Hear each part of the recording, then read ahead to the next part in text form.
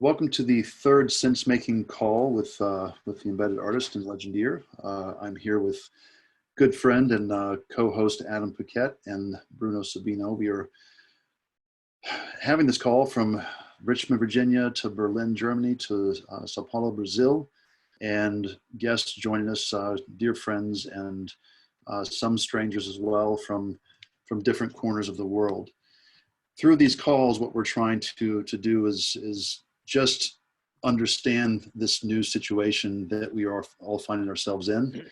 And I have to admit that for the first time as a professor, as a teacher, I find myself teaching from theory instead of application. And it's been unsettling to say the least. So I'm trying to approach all of this under the caveat that we are all figuring this out together. And Adam and I decided to start having these calls because we've been doing this for some time now with Legendeer, where we've been running a business and trying to organize a community across time zones and different geographic locations.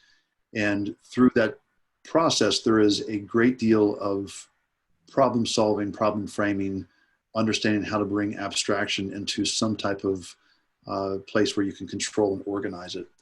So to say that a different way, I think that we are familiar with some tools and some systems that can be beneficial, but we are also always with Legendeer in a place to learn from you all as well. So last time we spoke, last week, we had a conversation about just those things and trying to understand how we're trying to take and assess the situations that we find ourselves in. What are our new limitations? And once we've identified those limitations, how do we start trying to make some controlled and focused intention working out from that? So we have seen this this evidenced and done in very interesting ways by our own Julia Luft here, and we are excited to kind of hear about your project that you initiated. If you don't mind leading into that, I'd rather have you all talk more than me and Adam and Bruno today. Yeah, as I sort of mentioned on the last call, I've worked in the hospitality industry pretty much since I've been in the workforce. And at first it was ways to make ends meet, but I've actually realized how deeply in love with the industry I am, and the people that I'm closest to are the people that I've met through that industry, and those are sort of my chosen family. And I've been trying to sort of chew on why that is, and I really think that it's just that, like, food is so extremely powerful. It's one of those sensory memory making tools. And so it's sort of the same way that, like, if you take a picture of something, you don't remember it as well as you do when you're in your sketchbook, because it's very sensory. You're sort of recording it in a different way. And I feel like food is very similar, where most of my best memories are food driven, where I was having a conversation with somebody across from a meal, or like it was a routine beer that I got with a friend weekly or something like that. And I've really been missing that during this quarantine. And a lot of my friends who cook for a living have been missing that as well. And so in order to sort of marry food and art making and memory making and human connection, and trying to maintain that sensory memory making and the sort of sensory connection of sending somebody food or having food with somebody, I came up with the idea to like send people meals, but paintings of meals or drawings of meals. And so I started a new email address and just sort of put a write-up together to have people email me like a food or a meal or a place that they've been missing. Or if they want, they could just sort of request something that I would want to share with them food-wise. And the response has actually been kind of crazy, and I'm having trouble keeping up, which is definitely a good thing.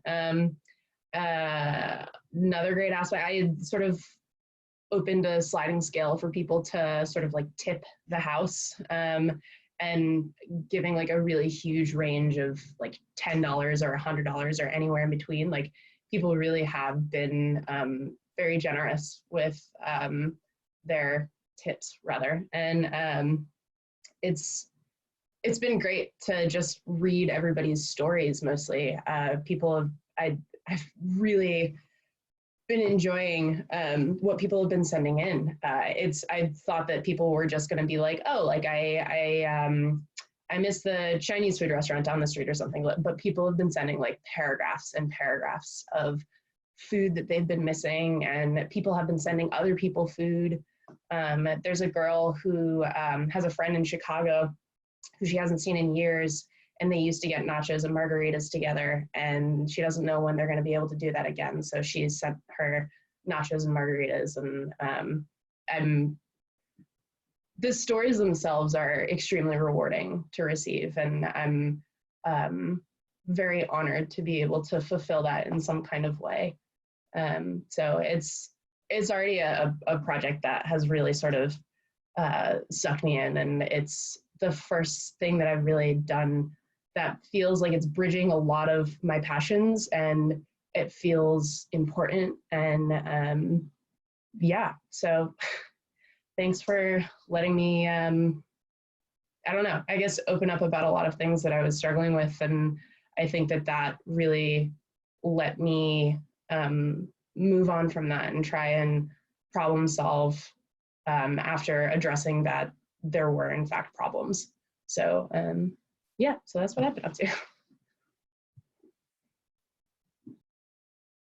Julie, I'm sending you a commission to, or a request, but I won't send it quite yet if you're overloaded, okay? No, you're about to get food request bombed from the whole Legendeer community, so good luck with that. I love it though. Like I've been getting like double digits every day, and like they keep coming. I have a project ledger that I'd like keep for my own organizational purposes and for tax purposes and stuff like that. But like I think I had like 4 things in there from this tax quarter, and now I have like 50, and it's I have a lot of work ahead of me, but I'm really excited because this is where I sort of thrive, is when I have a huge mountain of work to do. I'd love to just bury myself in it. So I'm in a much better place than I was a week ago. Well, can I just point out some things here? First of all, that's what this is for, to unload and to share ideas and frustrations, and also positives too. There's so many things that I'm seeing that are just really wonderful human to human connections that are happening, you know, in my neighborhood, and you're all seeing the same thing. But what I think is really important in everything that you're doing here, Julie, is to understand that if you as an individual feel something, we're so interconnected in the world today that there are many more people who feel the same way. And that's the thing about art that I've always, that's made it artwork, right? So it's I always, you know, quote Tolstoy and say that art is the transfer of emotion from one person to another. I've never heard a better quote that summarizes that. And when we just make things for ourselves, there is an active catharsis to that, and that's important. But the capacity of art to actually impact others who feel the same way, who feel like they're isolated, who feel like they're individuals, but they see something like that, or they hear something like that, and it resonates. And it's not just with artists, it's with anybody. That is the potential of the impact of art, is to transfer that emotion. So I'm not surprised by the response, because you were so impassioned when you spoke that we all felt it. We all were trying to help you figure out how to address it and how to harness that. But you've done a wonderful job, and I'm really happy for you, and I'm proud of you. I know we all are. Thank you. I really appreciate it. Something that I've been chewing on with art in general that hasn't been as satisfying as I've wanted it to be, is the democratization of art. And I feel like every time that I've tried to engage people in art making or people outside of the arts community, like I've been chewing on the idea of making it accessible and making it consumable, because anybody feels like they can go to a concert and feel like they can say whether they like it or not, or like walk into a concert without knowing the band.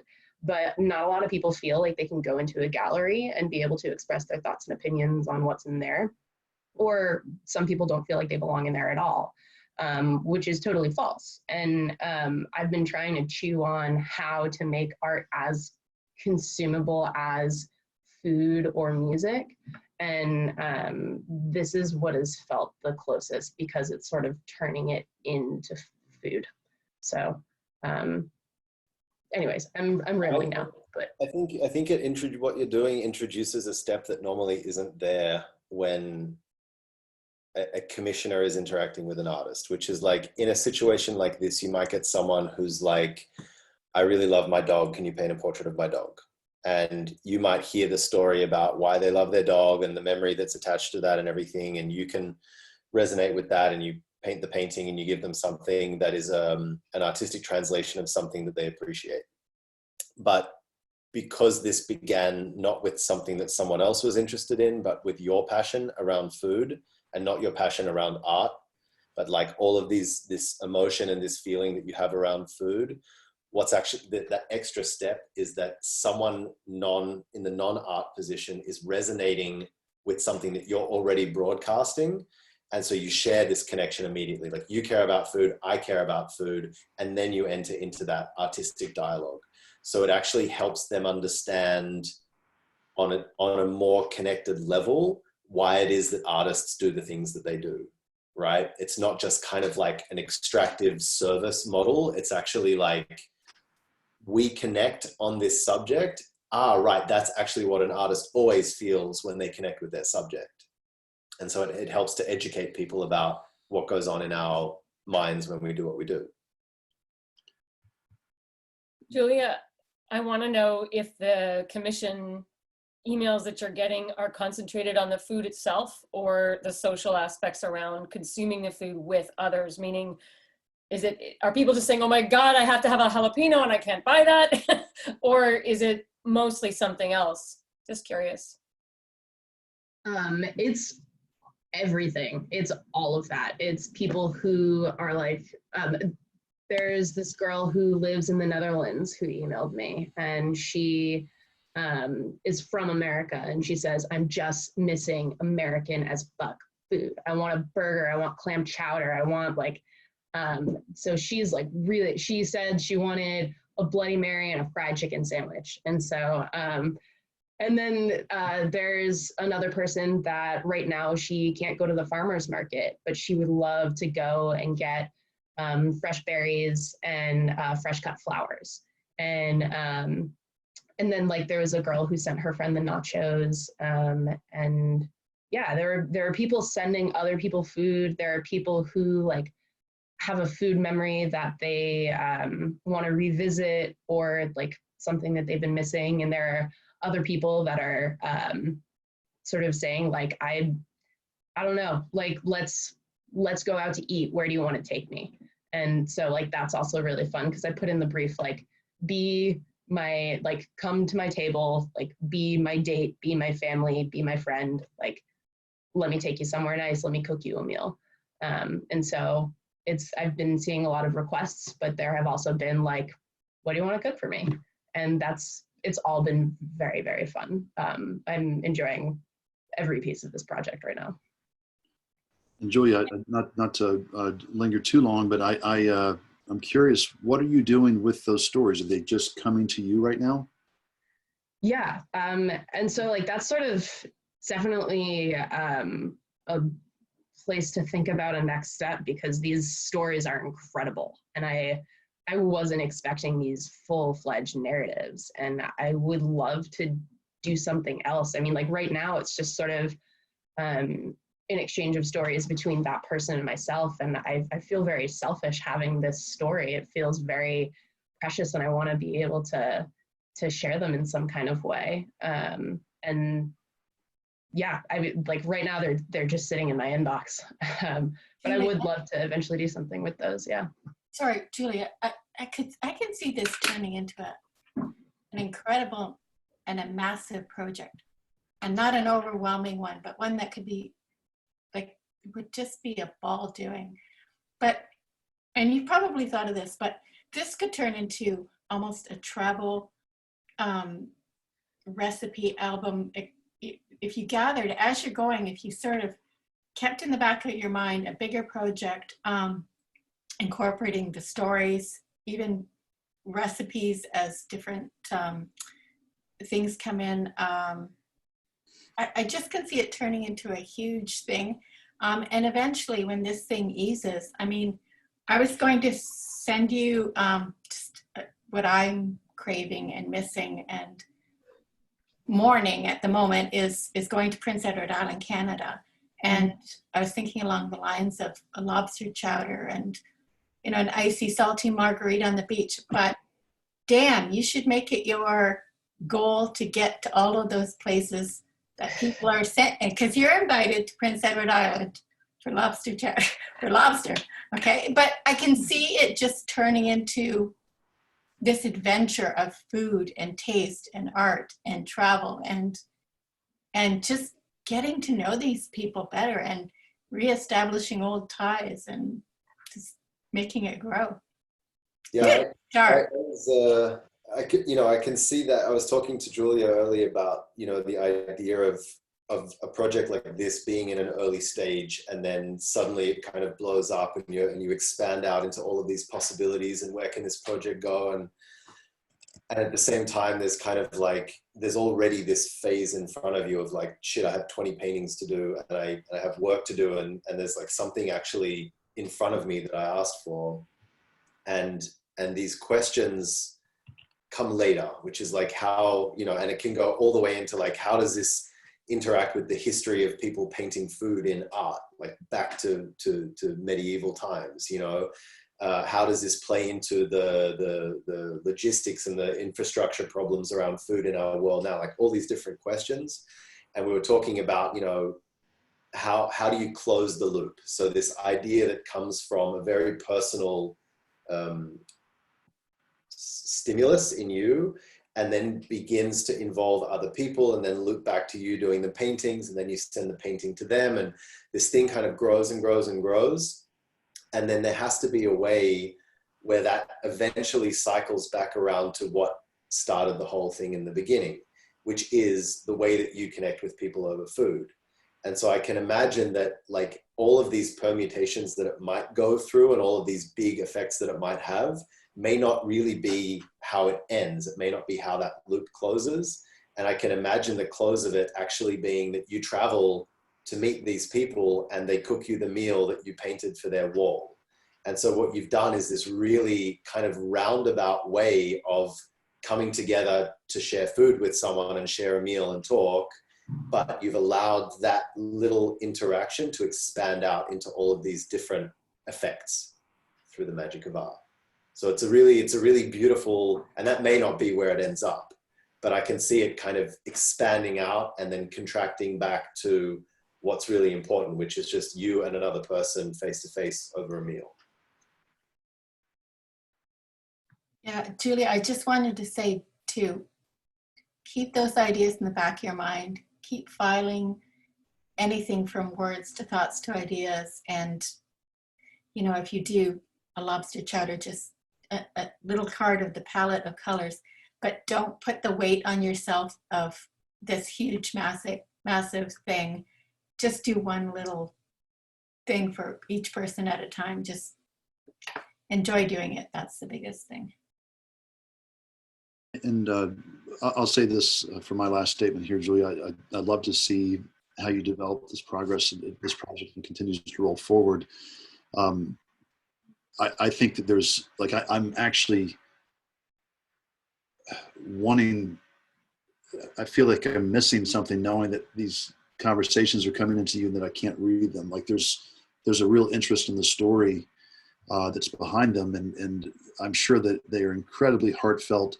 It reminds me of the Neil Young line, "One of these days I'm going to write a long letter to all the good friends I used to know." This is kind of along those lines, and what I would encourage you to do now is you may say, look, I've due to overwhelming response, I'm 86ing the last menu, but what I want to do next is invite several people to have dinner together, and like actually start doing singular effort and see if you can bring some people, more than just a one-on-one. Maybe it's someone who's got a long lost friend, and there's something to that where you can start to consolidate your efforts even further and do less work with just as much impact.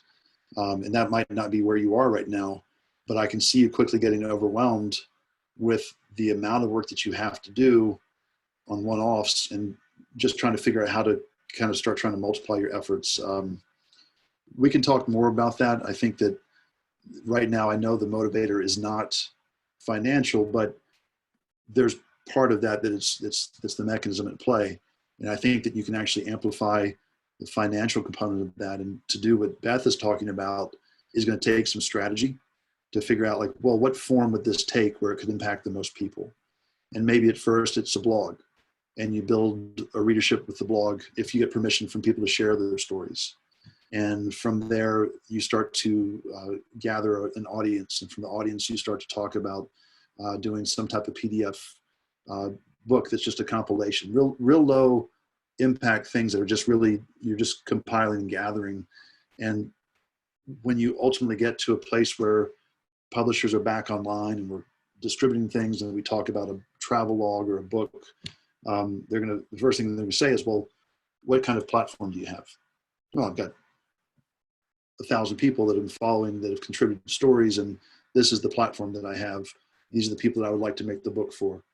And that becomes the funding mechanism to travel. And so there's a whole lot of things that you've put into play just by the fact that you care and that you're passionate about something, and that other people are too. But long view, we can have a longer conversation about where that might help you. Okay. And I'm not trying to take away the impact of the emotional part of this, but I know that's on your mind too. Okay. Yeah. Thank you guys so much. It's a lot to chew on there, and I'm excited to see where it goes. And I appreciate all the ideas and encouragement, and thank you to everybody who shared and shared their stories. And I'm excited to send you a painting. You know who you are. And yeah, thanks. I'm very thankful. So. Right. And we've got some folks who stepped in here. Trey, great to see you. Chiva, so good. Avalon, I don't know if we've met. I'm not sure. Sam, Donnie, let's see, Nicole, thanks for stepping back in. Nancy, good to see you. Just making sure we acknowledge everybody. So wonderful work there, Julia. So pleased for you. And I'm curious to see if anyone else has had an opportunity to start kind of making some sense out of this nonsense.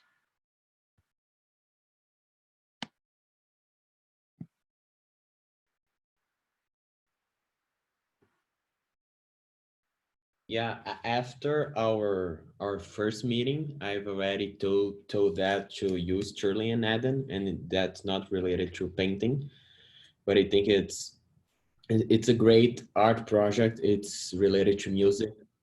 I've told you that I play the saxophone, and as you guys, if you guys don't know, it's a really loud instrument. Even if I play it really quiet, everyone in my building can hear me practicing. So my neighbors have to listen to me. They have no choice if I'm playing.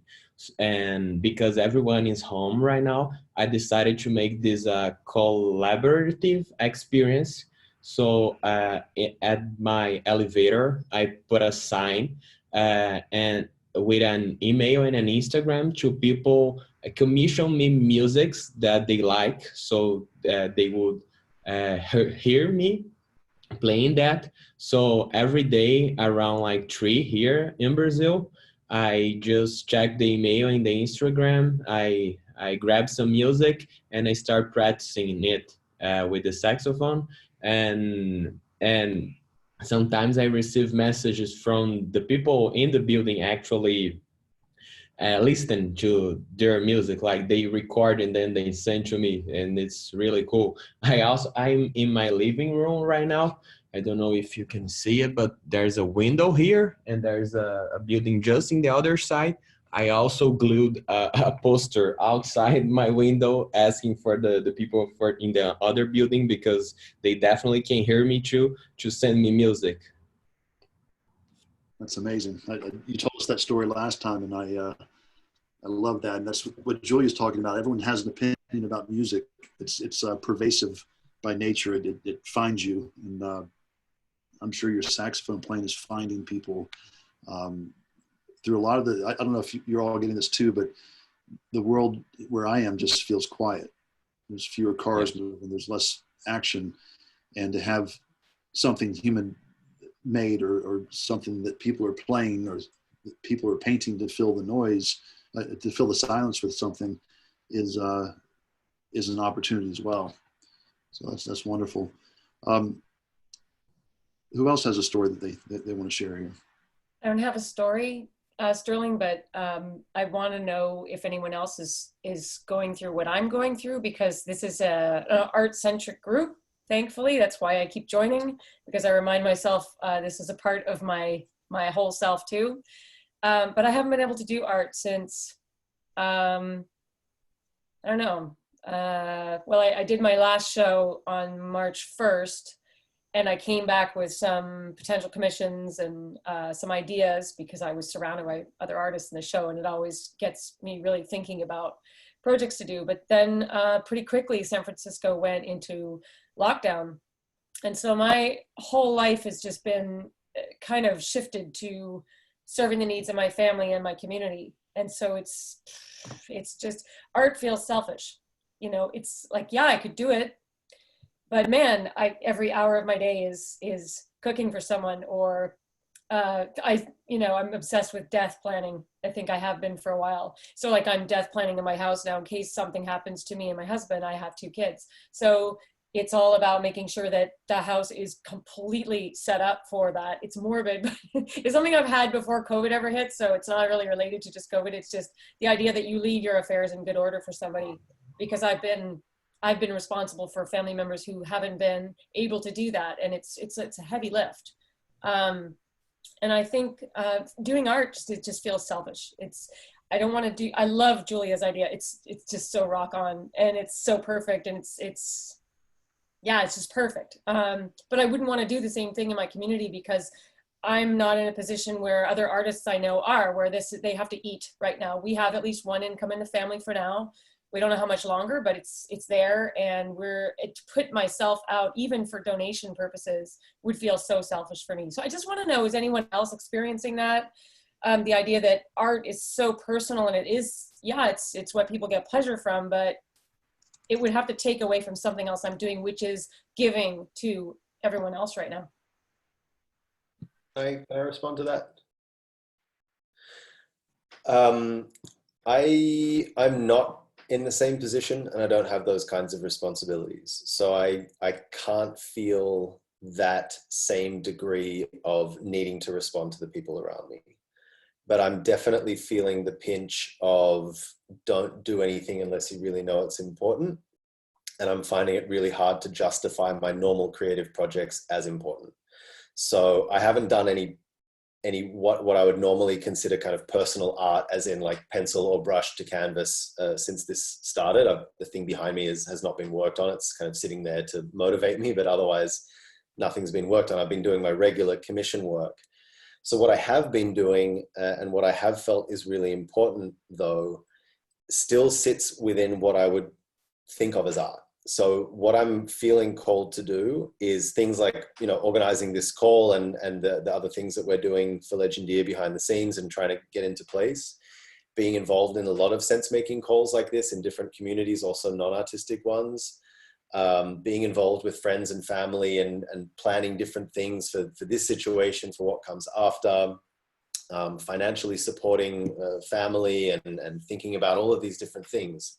But what I'm doing as I deal with all of those non-artistic things is paying really close attention to how am I responding to this or thinking about this thing differently because of my training as an artist. And so I'm considering this as an opportunity to refine my understanding of what I do, because normally I'm so lost in what I'm doing that I don't have that perspective on it.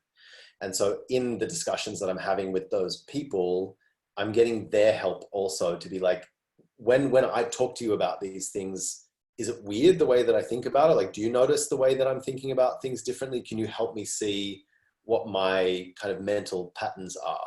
And it's really working. So I'm starting to actually get to some definition on, at least from my own experience, what art is capable of and how we think.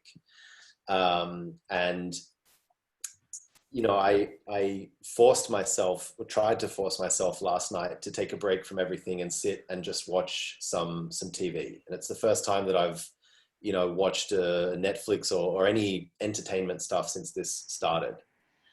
And I couldn't go more than 5 minutes. And I was watching some kind of sci-fi, you know, high production value thing on Amazon. And I got like 10 minutes in, and it was a decent show, and I just couldn't stay engaged with it. And it wasn't because I was like distracted thinking about, you know, anxious about something or anything like that. It was just this feeling that like, this isn't the art for this kind of world. And there was this sudden snap of like, I can't be more interested in this made up sci-fi world than the sci-fi world that I'm living in right now. And then I come and I listen to what Bruno's doing and what Julia's doing. And I see a shift in what artists are doing and how people are responding to art. And what I'm hopeful for is that we can have a shift away from this kind of like slick, perfectly created, really well composed and polished, like we've kind of reached the apex of entertainment, like this hyper well constructed narrative story, like hit you with the most amazing everything. And we're kind of like shifting into art as information, art as sense making, art as an ongoing process, art as documentation, like art as story, like evolving interactive story, not a story that someone's gone away, written, perfected, and then delivered on a screen. And so, yes, I have the feeling of like art is indulgent and not really what I should be working on right now, mixed with, oh, I am working on it because art is radically changing in a matter of weeks. And what we're probably all doing right now is either doubling down on what we know, which is also fine, like make the money, make the paintings, you know, pursue those personal visions, mixed with we're actually redefining what's possible for art from here on out. And that's kind of like a sketch or a thumbnail or a storyboard or something. That creative process that we usually do in that phase of the project is now happening on a social scale. So I think what you're doing in your house and with your family is also the grounds for just a meditation on how do I as an artist see my family in a way that's different from how they see me, or how my husband sees my kids, or whatever those things are. How do you function as an artist differently in that context? Could I chime in here too? Yeah, I can definitely relate with what you're talking about, of not being able to create art from a personal place while your much more survival oriented needs are, you know, way more pressing. I think I can definitely relate with that. Just with kind of that uncertainty of whether the profession of being an illustrator is even going to be something waiting for me at the end of this, you know, or whether the world will have changed so much. And it did put a freeze on my creative juice, I'd say. I was definitely relying on impending deadlines from clients in order to motivate myself, which just is that other strata of need in Maslow's hierarchy, right? It's just survival, it's income, right?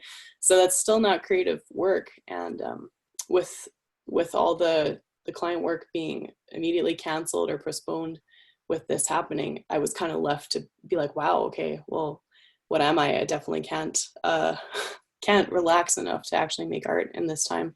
So I actually took Sterling's idea of kind of pursuing all of the scenarios to like the worst possible degree. I think that's what you said, of like taking each one to like the most catastrophic ending and kind of making a contingency plan for it. And I just let myself go wild. I was like, all right, well, let's say people start looting, and let's say I'm like can't pay my rent, and let's go all the way to like all the ends. And I was like, oh, you know, I've got a plan for all of this. And that helped me relax a little bit. And actually then I found myself able to start doodling, kind of what Adam was talking about, like this like loose, sketchy, kind of like not a fully formed story world, but I found myself interpreting daily events of like this, the loneliness of isolation or the uncertainty of the future, and like kind of making it into this weird little like sci-fi translation for myself. And actually Julia's comment last week about us all being in little spaceships, I like totally started drawing us all like in these little like floating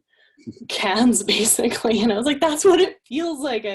It's me and my cat in a can in space, and I'm radioing down to people being like, hi, still alive. So anyway, since I don't know, that's just kind of a stream of consciousness response, but yeah, I can definitely resonate with what you're saying. Heather, maybe we're all getting prepped for like the Mars mission to come. Maybe this is just a big training program for like space isolation. Yeah, I would say run with that story and see where it takes you. Heather, if I can share my perspective here, I was telling Adam and Bruno, Beth, before everybody else kind of joined in.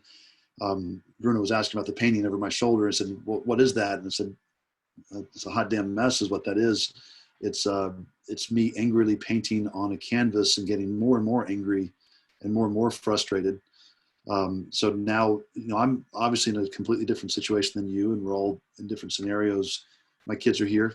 We have a yard. We're in the suburbs. I can go out on the back deck and watch the kids to relieve my wife a little bit. So they're playing in the backyard and I'm painting. I spent yesterday building forts, you know, down across, you know, half a mile away from where we are, and putting pine needles on top of forts. And I think that there's a lot to this mentality of like, well, you just have to pull yourself up by your bootstraps and just do the work. I have a lot of trouble being isolated in my studio right now, like a lot of trouble. And I have a professional illustration project over here that I haven't officially gotten the word on that it's canceled, but I imagine it is. And I've got a solo show that I'm painting over here that has gotten postponed 2 weeks, but it's going to be canceled. But I was already in a stalemate with that project, because when I was painting, it was the work from the hospital. I was, you know, entrenched with this for a year, and I had an emotional connection, and I was excited about the unknown, but having an intention about what I wanted to paint. And then with the gallery owner, when I started to share with them the drawings and the direction, the response is like, yeah, well, we kind of don't know that we don't think people are going to want to collect paintings of people in surgeries and doctors. And I never thought of it that way. It never was like, well, what do I want to make so people will buy them? Like, these are the paintings I need to make. But it was a hard pause just before the COVID response hit me. And it made me freeze. It was like, oh, I have to reconfigure what I'm going to do. And then as soon as everything hit, it's like, I don't know what I care about. I don't care about anything enough to be painting and take away from my time with my kids and my wife right now. And I came up to the studio today and I saw one drawing. I was like, I made a drawing in that environment, one drawing, one of many.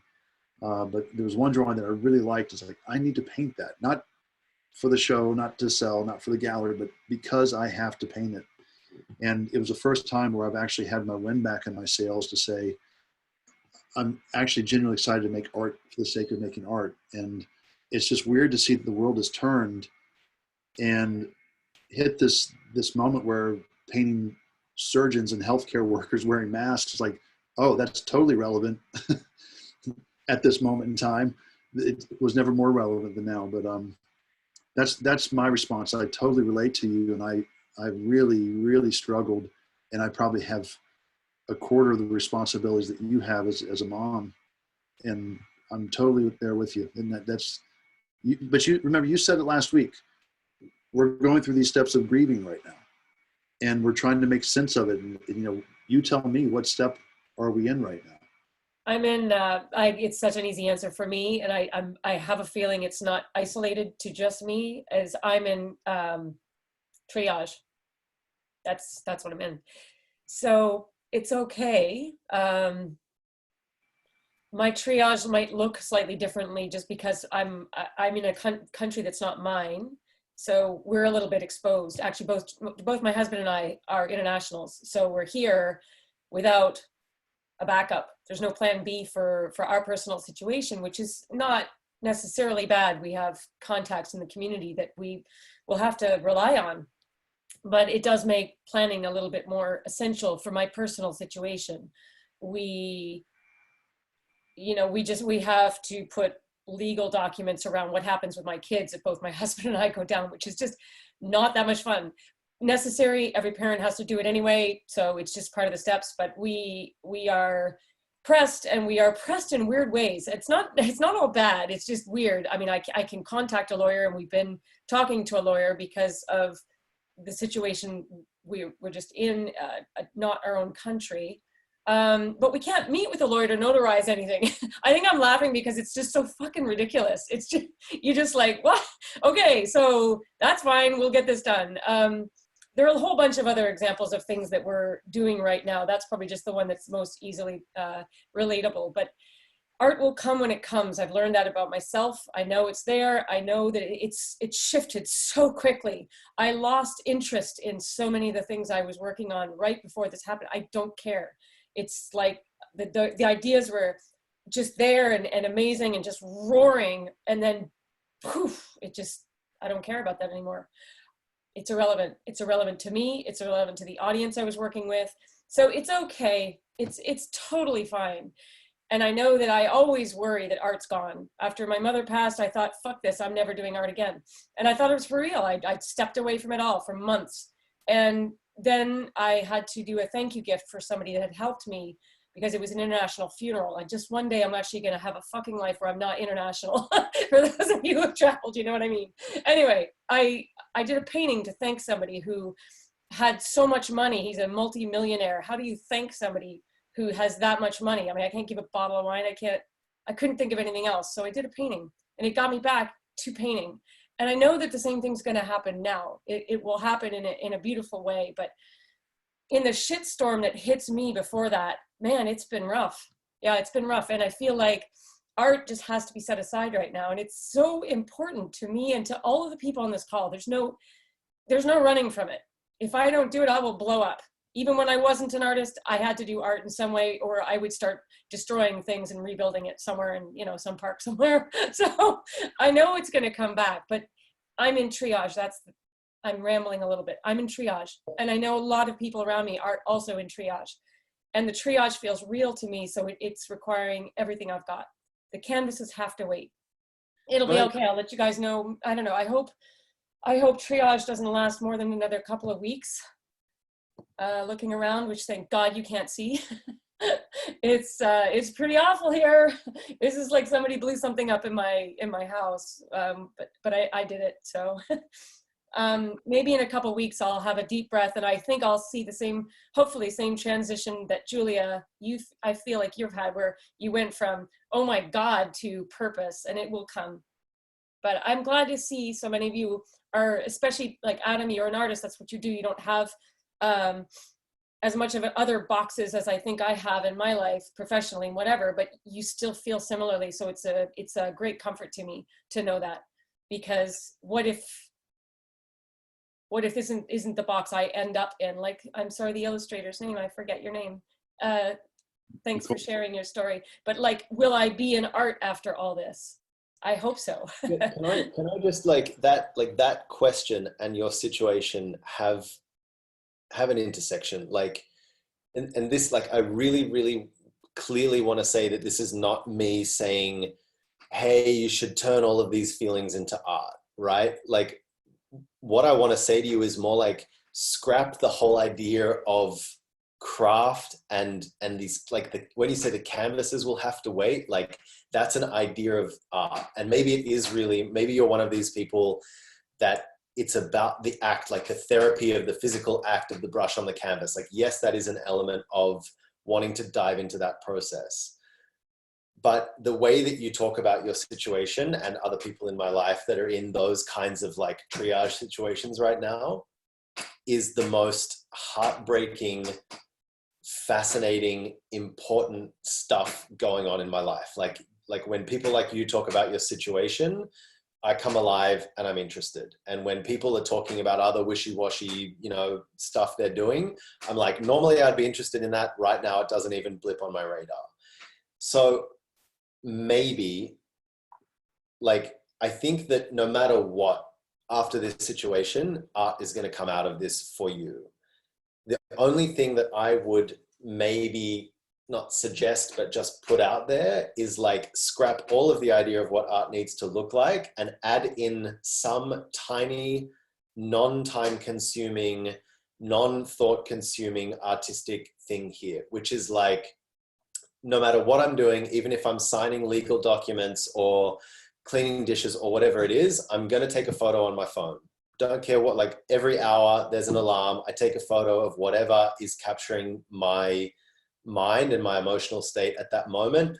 Don't know if it's the photos or I'm going to write about it or whatever, just like that little thing, because when this is over, it's going to be hard and difficult to come back to that emotional space to make art from it.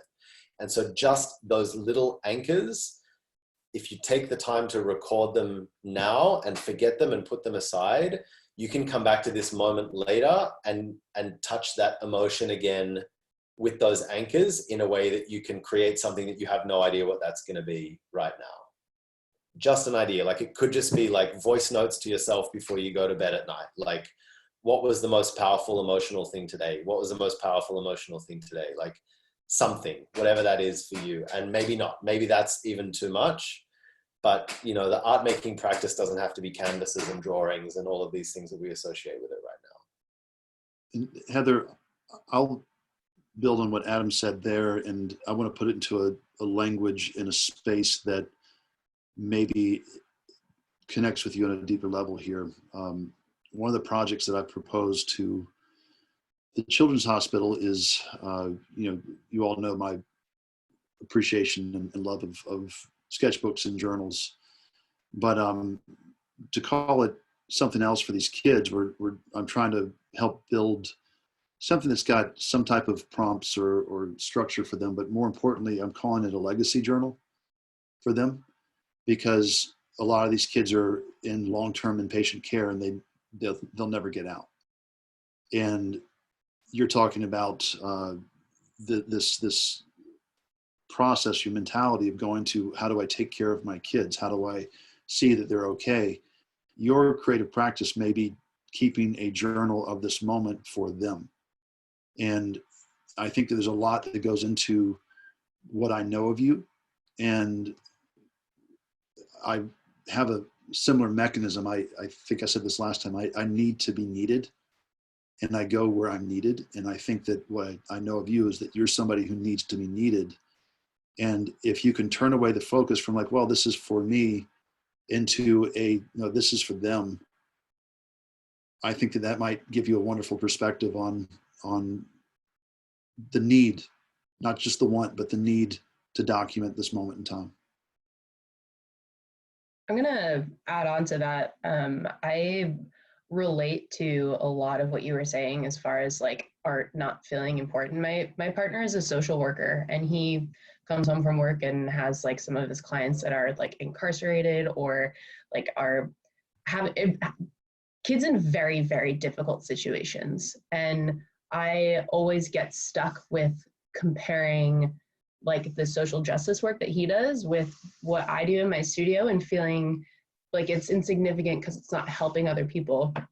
And I think that it's similar to the situation in the state of the world right now, because it's like, I mean, we can help the situation by staying home, but like outside of that, we're all kind of feeling this collective helplessness. And so I think that like my idea for the project didn't come from art making at all. It was like, how can I make people feel more comfortable? You know, like what serves other people right now? Like, what can I do? Like, I'm not a social worker. I can't do Zoom meetings with people who have like mandated meetings or like who are in bad homes or anything like that. But like, I know how to draw, and I can send somebody a drawing and hope that makes them feel better. And so, you know, I mean, like maybe using it as a vehicle to do something for somebody else, or maybe using your like version of triage or doomsday prepping to help other people doomsday prep as well, and sort of figuring out what that would look like for other people, and maybe letting them try on your hat as well. And it doesn't have to be art making related. It could end up that way. It could not end up that way. But if you need to figure out what's comfortable for you, and maybe trying to help other people feel more comfortable, it could lead to something that will eventually call for, you know, brush to paper or anything else for that matter. But my heart goes out to you, and I miss you very much, and I hope that the situation resolves itself for you. And Heather, I want to say too, I'm realizing after probably 2 of the craziest weeks of all of our lives, but certainly my life here, I think you called me at some point and I didn't remember to call you back. So I apologize, but you were following up on the question or the statement I made last time that your story is compelling. And what I mean by that, what I meant by that statement was that it's just like Julia's situation, where you saw how we all reacted when she opened up her heart to this moment she was in and the frustration. We all were drawn in to say, well, what about this and this? And what I would say is that you, as a mother who's creative, who was, you know, left one career to pursue another, in the investment of and commitment that you and your husband made to make that happen, to go back to school, then have your dream put on hold again in this hard pause. I genuinely believe, or I not believe, but it's more than a belief. I know that those are the stories that cut across time and space. And, you know, that when, if you're willing to share that in whatever form, not a complaint list on Facebook or anything else, but just finding a way creatively to put that out into the world, is you're going to connect with somebody. And I would imagine that you're going to connect with a lot of somebodies who hear that story and they're like, oh my God, you're saying exactly what I'm feeling. And that's what a musician does, right? A musician goes through and they write a song and people are like, you wrote the song that I should have written, or that I could have written, or you wrote the book that I wish I had written myself, or you made the painting or the drawing that I wish I had made. There's no greater compliment that an artist can give another artist than that. Like, I wish I had done that. And that's an artist, but people who aren't creatives feel the exact same way. I wish I could make that. I wish I could say that. I wish I was that honest. And I think that finding a way to connect with people like that is genuinely authentic and to the core of what we're trying to do in our artwork. And I want to pivot a little bit, and I want to ask you all about these words real quick. This isn't from anything that you've done here, Heather, but the word fame. What does it mean to you now? Wealth, celebrity. How have those things changed in your opinion and your pursuits and your ambitions? And maybe those things weren't on your radar at any point. Maybe they were, but those are things that in a culture that we're looking at right now that is a bit in the rear view, I don't think that those things are going to hold true the same way that they always did. And I've got to give credit to Emily. You connected me with Bert. Bert Green is my hero right now. You guys are like, who's Bert Green? Well, Bert Green runs RVA Makers. Am I saying that right? Yeah. So I got tasked with the hospital, like, can we 3D print masks? I don't know. We're working on it. And a long series of decisions and choices led me to talk to, well, I spoke to Emily, and she directed me to Bert Green, who's overseeing all the makers in Richmond. And I have been overwhelmed by these individual groups that well before I even thought about getting involved with anything were investing their own money, organizing, mobilizing, getting people to make everything from masks to face shields to donating their own time and money. Like flat out, just, I'm going to go buy the supplies because this shit needs to get done. And there's a place that I found a role within all of that insanity. And again, back to that statement, I need to be needed. But that's a guy who is a local guy who doesn't have celebrity, but he damn well deserves it. And so anyways, I read, Wilson, that you're making masks right now. That's amazing. That's a tactile thing that a lot of people can't do, but it's contributing directly to a healthcare worker who's going to be on the front lines, or a police officer, or a bus driver. And I think that those are things that we have as tactical skill sets that live outside and beyond our ambitions and our desire for celebrity, wealth, and fame, or whatever it is, or acknowledgement. And we are in a moment in time where we can choose to serve. We can choose to step outside of those personal needs and step into a moment of collective needs. And I've never seen anything like this before in my life. I felt a little bit after 9/11, and my career at that point, Nicole, is exactly what you're going through, where my career was taken off and I had commissions, and all of a sudden is nothing. No print, no publication, no advertising, no jobs. And I remember having to figure things out then, like, well, I guess that dream is over. What am I going to do next? And at that point, I started working at a gym because I wanted to get healthy. And obviously we can't do that now, but this moment in time is requiring a pivot of thinking and organization and what things mean to us. Sorry for the soapbox there, but I hope that resonates with some of you. But Emily, thank you for connecting me with Bert. That guy is, I'm in awe of what he's done.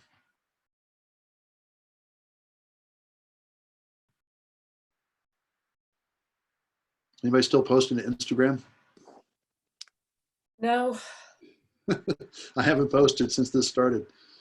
Right? I posted a little bit, but mainly about the weird life I'm now living, because in order to get outside, which I think any of you who've been on any Legendeer with me knows, I gotta be outside or I'll go crazy.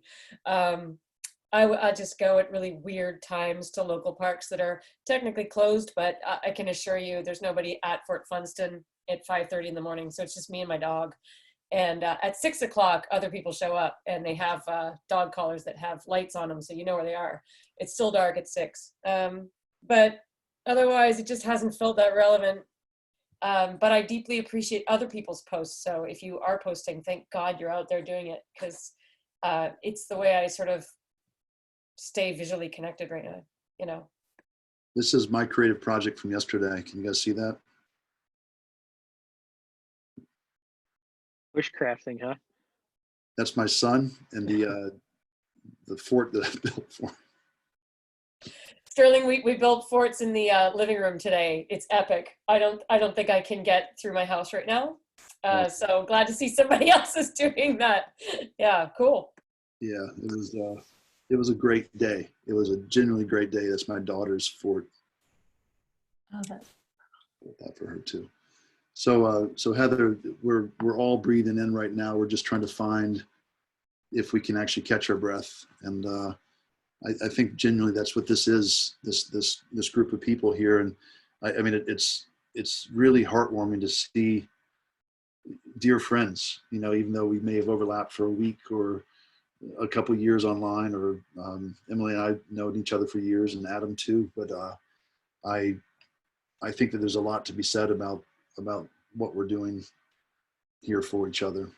I have appreciated these calls in particular because my former life is an engineer, and so I've been on with the engineering women that I graduated with, and they're just vastly different calls. They're all awesome, all of them, but they're so smart. These ladies are just wicked smart, and they are solving world problems. So I get on those ones and my head hurts, and then I come over here and I see all the great art you guys are building and my head hurts, and in between the two, it's actually really therapeutic. just to see some friends spread across all these crazy, lives we all have. Yeah. There's a lot of weird social effects from all of this, obviously, and I think one of the weirdest is the suddenly level playing field, for lack of a better word, that you have with everybody that you know, except for the people in your germ cell. Adam is as accessible to me as my mom is right now. That's crazy. The amount to which you get to decide with different variables, who you talk to and spend time with, is really interesting to me. And I don't know that I would be seeing any of you right now if it weren't for this. And there's other groups of people that I definitely wouldn't be on giant group chats or whatever if it weren't for this. So that's a huge positive that I'm taking out of this. Sterling, you mentioned celebrities and Instagram and that kind of thing in this communication. And I think what Heather and Emily were saying is this has been the great equalizer. I just saw a post this morning from Haley Wickenhauser, who's a famous Canadian sports athlete, and she's the one who sort of called it on the Olympic Committee to cancel the damn thing or postpone it, finally make a decision. But she had put out a post begging, calling for people to donate N95 kits or masks, gloves, etc. But Ryan Reynolds jumped in there and was literally getting his buddies to say, someone would say, oh, I've got a box of these. And nobody even blinked that it was Ryan Reynolds. It was just about, sorry, I'm gonna cry, getting these damn gloves. Sorry.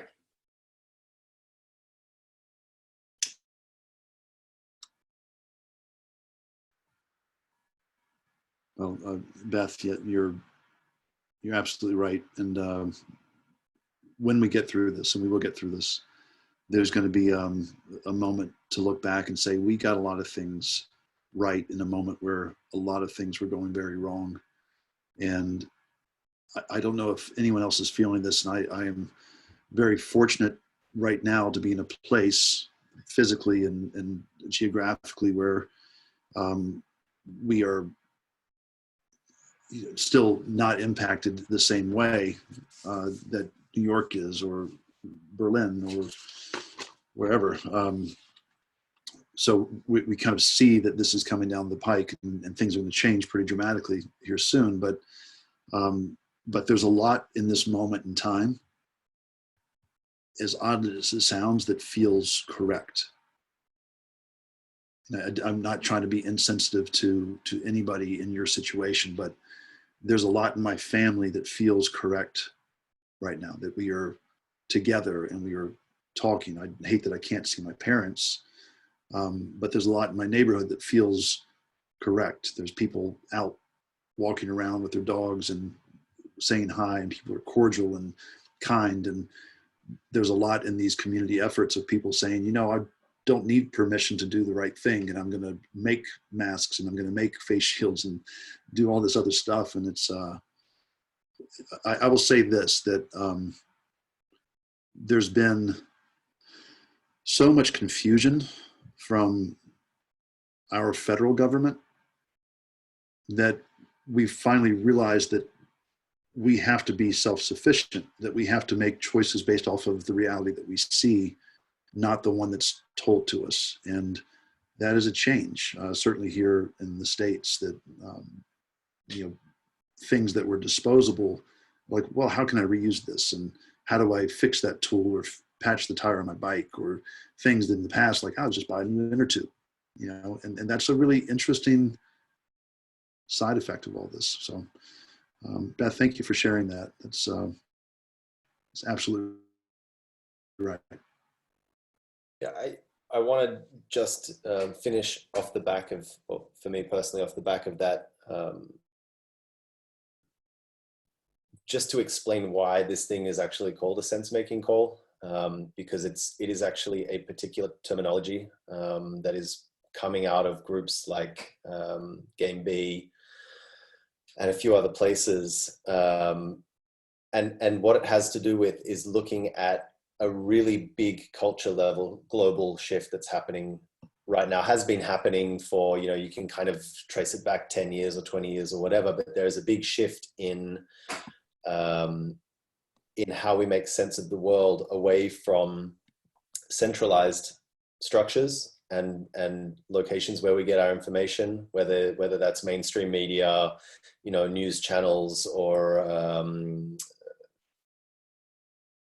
institutional kind of points of expertise, which is not to dismiss the importance of those things, but there is an obvious shift away from that and towards this kind of distributed sense making. Everyone online all the time, making sense of things in real time. And this thing that's happening now is bringing a lot of attention to the necessity for that to happen. And we're kind of all doing it already, and we all know that it's necessary, but we also have no idea how to do it. So we know that we can't rely on these centralized structures to give us accurate and usable information on time, but we're also struggling to figure out how a bunch of amateurs and professionals around the world with different languages and different legal frameworks around them can suddenly switch on and collaborate and make sense and produce things in real time. So that's the kind of underlying human race scale project that's happening right now, which is not like anarchy, screw the government, man. It's really like we have to take the power into our own hands now, but build structures in real time to do that responsibly. So we can weed out misinformation and bad ideas and upregulate the good stuff and point people to where they're needed really quickly. So, sense making and a sense making call, what we're doing now is a part of that. Like, how do artists get better at figuring out what they need to do, how to find their resources, how to support each other. And this kind of interaction is building those networks that we're going to rely on a year from now. So that's where my eye is. It's not like, how can I be an artist right now and make my project? It's like, what are we setting up to drive the next century of human life? If I can, I know I'm a talker, I'm sorry. But to give an example to that, this conversation, I mentioned Bert Green. Bert is overseeing a lot of tons of groups in the Richmond area, from a group doing the face shields and the N95 masks and the surgical masks. And what I was tasked with, just as a question from the Department of Surgery, is, can we 3D print these masks? And my first response is like, no, we can do a mask, but they can't, it's not a scalable idea. And that's where the conversation went. But what I came to realize is that at the university level, there was no mechanism to collaborate with the community, not directly, right? So you have an institution, and then you have a group of people who are highly motivated, highly skilled, well-equipped, and they're mobilizing. But the institution has something to offer because they have the infrastructure, they have the supplies, they're seeing the patients, they have the funding, the budgets, the pedigree and the credentials. And the local groups might be saying, we want to make this stuff. We need to get donations. We need to get funding. We need to get materials. And other institutions might look at them and say, well, but you're just a small group of, you're like a club or an organization, and not saying that I'm dismissing anything there, but that's the challenge. We literally had that conversation with VCU before, just to shed past light on this whole situation. Catalyzing something good is we, as a group, RV Makers, this loose collection of everybody in Richmond that makes stuff, has tried to connect with VCU and see how we can plug in together, and the plugs don't fit, and so now that they have to fit, I'm so stoked that this is becoming something that can connect these two giant resources in Richmond. Well, just to let you know, I am the plug. I'm working at the top level of the university now to make that happen, and that's going to happen. It's in a very meaningful way. So what we had to do is we had to make sense of the structure and the sequence and the process. So we're going from problem identifying to prototyping to testing to fitting to purchase orders to get the order out to, whether it's a letter of intent or a PO that essentially deputizes the local groups so they can say, we have this endorsement and we need the supplies. We are recognized as an authority or connected to an authority, and then turn that around in delivery and distribution. And it's crazy. It's crazy how complex the system is, but that's what Adam is talking about. It's quite literally making sense of abstracts in a situation where there's a lot of chaos and confusion. And the makers, you don't have the regulations in place, which lets you sprint. And my biggest frustration I've always had with the university is that you have enormous regulations in place, and it's like this giant ship moving, and you have to turn the ship. Well, the ship's being turned by current circumstances. So, Adam, to hear you say that makes me realize that that's my role right now in all of this, is to bring these things together and hopefully build a bridge. Not hopefully, it has to happen. And so, Emily, thank you. That's, I didn't know that, right?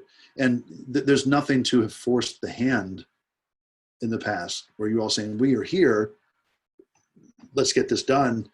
Now we have a very time-sensitive, critical, life-threatening situation that says, oh my gosh, how do we make this happen? Well, we have an army of people committed to making it happen, ready to go. So it's interesting. But, the last thing I'll say on is, like, what I told the people of the university is, like, we're not setting this up for a crisis response to COVID-19. We're setting this up as a systemic solution for the next crisis that comes. That all of this is in place long-term, not short-term. Yeah, this is like, there's a term that comes out of, I think, Victorian literature called the narrative annex. And it was like, it was a very particular device that was used in storytelling, where two characters would like leave the main action and have a discussion that would impact the story, and then they would return to the kind of group scenario. And how it kind of trickled down to entertainment now is in cop procedurals, police procedurals. So I was studying with a friend, by way of example, True Detective season 1. And we were looking at how all of the main development of the characters happened when they left whatever was going on and entered the car, and they were driving from place to place. So if you look at the conversations that happen in that limited space where it's just the two of them stuck in the car, it's every major kind of pivotal development in their relationship. And so I've kind of been seeing what's happening now through this frame of like the narrative annex, where all the stuff that's happening in the world is on pause, and we've all gone into the car, and all we can do is have a conversation. I know there's a lot more going on than just that, but there's kind of a conversation face-to-face happening right now. And that's going to be the big change to the storyline. And then we're going to have to go back into daily life.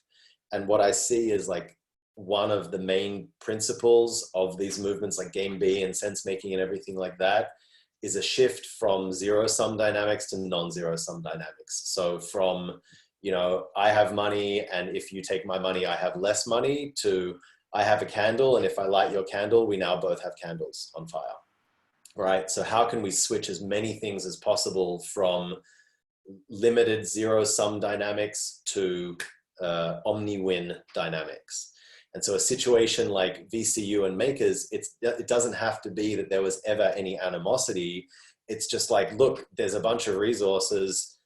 We have some resources, you have some resources. If we give you resources, we have less. And that could just be time. It could be money. It could be interest. It could be attention, whatever, doesn't matter. Suddenly in this annex, it's like any situation where you're kind of stuck in a crisis. It's like all the resources come together. Like there is no my resource, your resource. It's like united behind a common goal, put all of our shit in the pot, and then see what we can do with that to make something happen. So the key then is going to be as we slowly return to everyday dynamics, do we go back to like, well, it's not a crisis anymore, let's separate out what we own and what you own and reestablish those boundaries? Or how do we keep those non-zero sum structures and say, okay, yes, we have to return to profitability and sustainability for our own business or whatever, but how much of that shared resource structure can we sustain through that transition to become foundational at the next level, if that makes sense?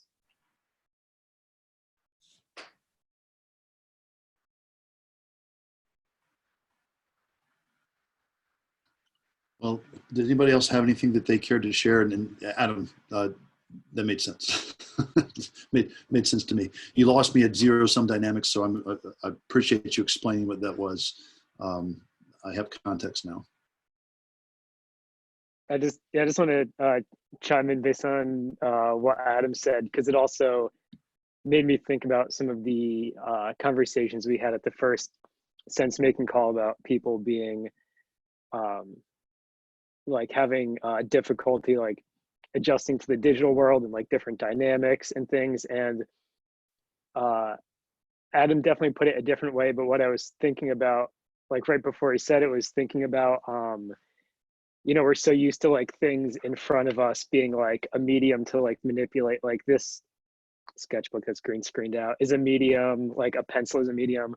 But in these sort of circumstances, it's like we have to start thinking about or we've been forced to start thinking about like the systems of interaction as a medium, and how do we influence that, and what does that actually look like. And it's hard because it requires like a new set of like conceptual tools, a new set of like methods of communication, and like all of it's new, and we can't really see it all at once. It's like fuzzy, but like dance, like movement is the medium, poetry, like words are the medium. In this situation, I think to what Adam's saying, that like the systems of human interaction themselves are the medium that we're trying to influence in a positive way, if that makes sense. Right. It's like the art of conversation on steroids. Kind of. But to just finish up real quick, I've been thinking a lot about I think it was Mr. Rogers' one of his parents who said that during like times of crisis to look for the helpers and to look for people helping. And like what Sterling said, like if it's coming to be like a more widely accepted reality that we can't rely on like certain like federal and government structures as much as we thought we could, but like look at all the opportunities to do something. It's staggering. There's like choice paralysis. There's like a million things that anyone can do to help or to like try and get help from other people. And I think that that's fantastic, because when people panic in situations like this, my brain at least goes directly to like Hollywood things that I've seen, like I don't know, like Children of Men, any kind of disaster movie. Somebody mentioned people looting, like that kind of thing. But it's been like 3 weeks, and all we've seen is just more and more and more people step up to the plate, put their own time and money, everything else like into it, because they feel like that they have to. It's a thing that just has to be done. There's almost no choice to it. So that's been really reassuring to me, seeing that like on a day-to-day like scale. Steve, to say something to give that call to action more specificity, I think that it comes down to choice paralysis, and you're like, well, I could do this, or I could do this, I could do this, and you can end up getting really spread thin and diluted because there is so much need right now. I'm not convinced that's a real bottle, by the way. I don't know if that's like part of your virtual background and it keeps disappearing when you go back. It's glitching, man. But I think that that's where you actually have to turn the lens back inward and say, what am I exceptional at? What are my strengths? What are my skill sets? Where can I have the most impact with what I do, what I have been training to do, what I'm skilled at doing? And it might not be the thing, I'm not saying it's the thing that you enjoy doing the most, because those things are not always the same. But you may be exceptional at something that certainly is about communication or connection or technology or whatever it is. And that's the type of thing that you can align with a need in the world right now that's functioning in such an abstract, right? So don't forget that critical piece of it, that don't just jump into the fire, know what you can bring to salvation for people. Hey, Chiba, you got your ears on, man?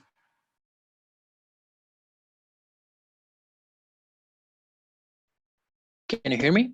I can. I'm going to Hey. put you on the spot real quick. I got a request from you. Oh boy. Okay. I don't have much money right now, but I've got $50 towards to put towards you playing a song for us next time to our Sensemaking Call. Would you be willing to do that?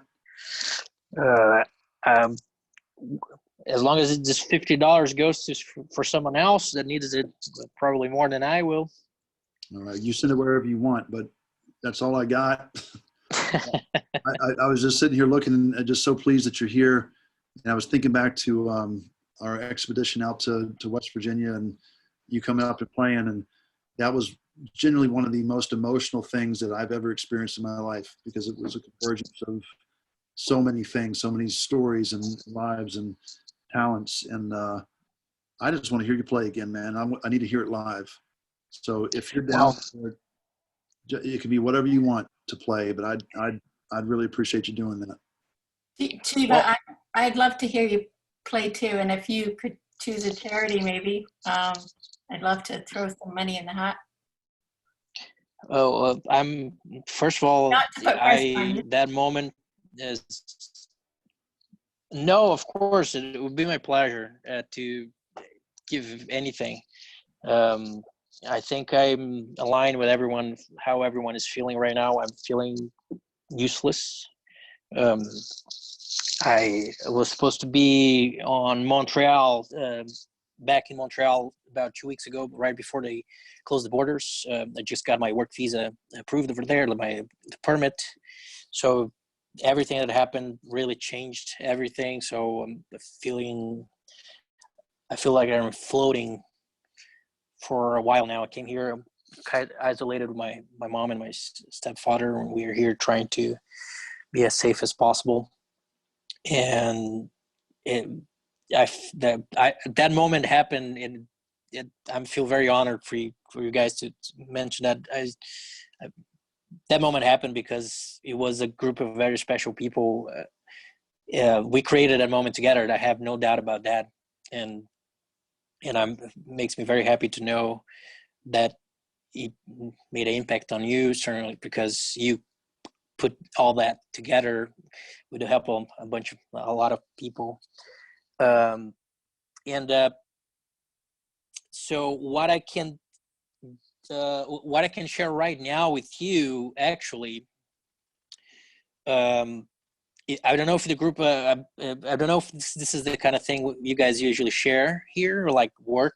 I don't know. But Talking, buddy. I finished my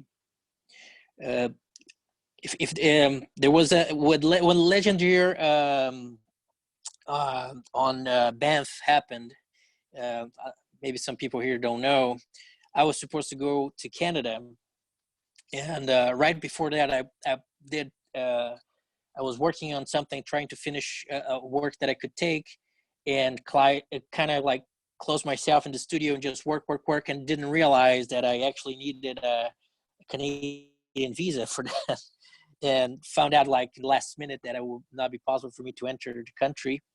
So I went straight to United States, which it was my plan to go to Canada and go to United States.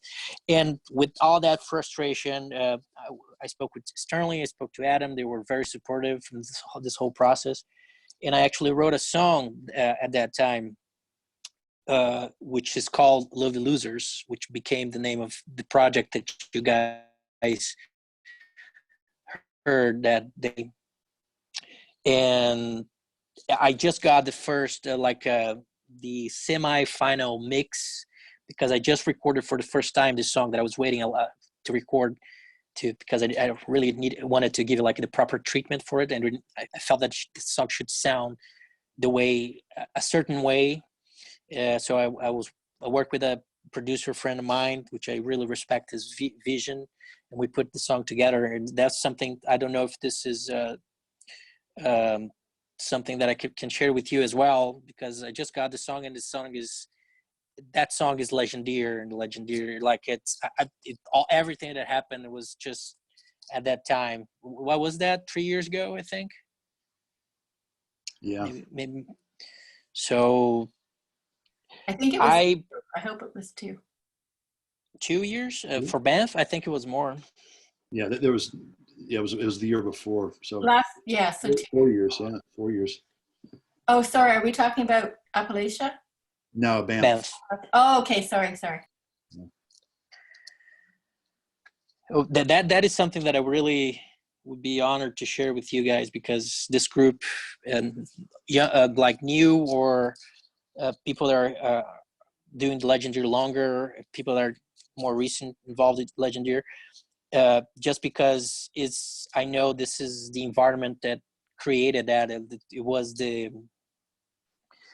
what made it possible for me was to be in San Francisco a year before that.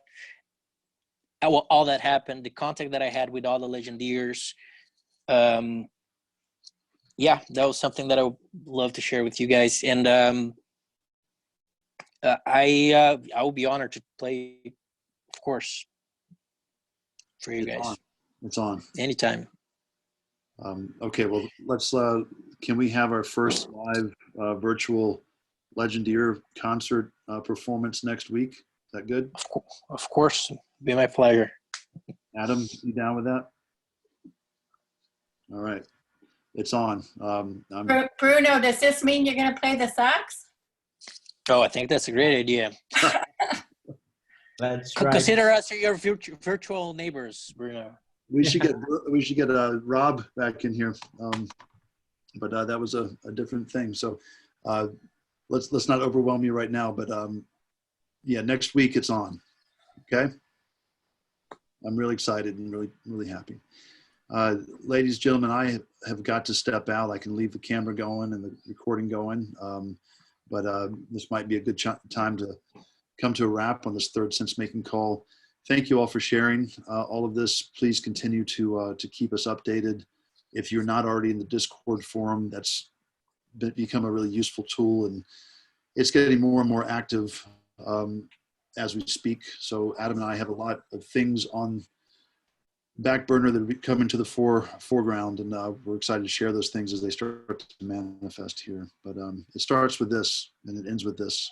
All right, y'all take care. Be well. Be safe, and thank you for being here. We look forward to seeing everybody next Monday. Yeah. Thank you, everyone. Sterling? Yes. Can I just throw in a super quick thing?